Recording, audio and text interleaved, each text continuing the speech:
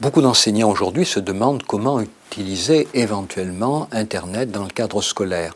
Alors la première idée qui est venue est que Internet était une banque de données et que plutôt que d'écouter leur enseignant, certains élèves pourraient aller chercher les réponses à certains problèmes sur Internet. Alors on s'est vite aperçu que ça ne pouvait pas bien fonctionner comme ça.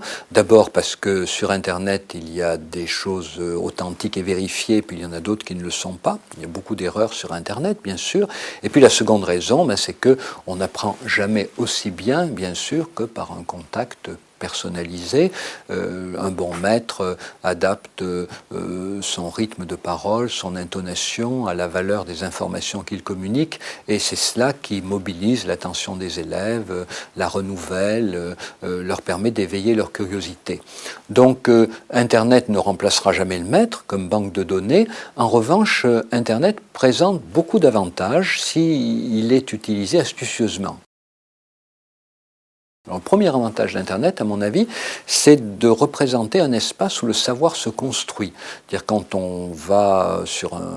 quand on pose une question sur Internet, on a des tas de réponses, et puis on a éventuellement des réponses sur les réponses, et on s'aperçoit qu'Internet est un peu l'image d'un savoir en construction, et chacun apporte sa contribution, et je crois que ça, c'est une bonne image de ce qu'est aujourd'hui la construction du savoir, une espèce de lieu où les contributions multiples se croisent, éventuellement se contredisent, et puis finalement quelque chose se construit.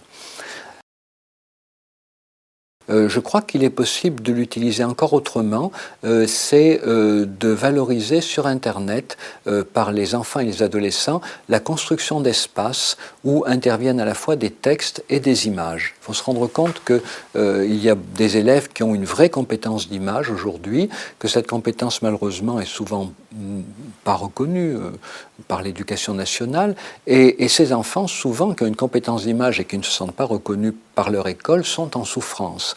Pendant très longtemps, les enfants qui avaient une compétence d'image, on préfère une intelligence visuelle, ces enfants de tout temps ne se sont pas vraiment sentis bien à l'école, parce que l'école privilégie plutôt l'intelligence verbale.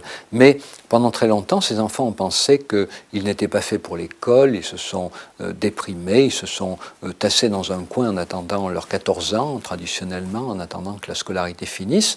Aujourd'hui, c'est différent. Ces enfants qui ont une compétence d'image et qui ont l'impression que leur compétence d'image n'est pas reconnue à l'école peuvent en souffrir autrement. Ils ont l'impression que l'école n'est pas faite pour eux et ils peuvent en éprouver de l'agressivité, de l'amertume, et cela peut engendrer des comportements d'opposition, mais aussi un véritable refus d'apprendre. Donc c'est très important que l'école organise des moments dans lesquels les élèves ayant une compétence d'image et ceux qui ont une compétence de texte puissent travailler ensemble, par exemple à la fabrication de sites, d'espaces qui pourraient être un peu des lieux d'échange avec d'autres établissements scolaires, comme des élèves pendant un temps échangeaient en s'écrivant des lettres ou en s'envoyant des journaux.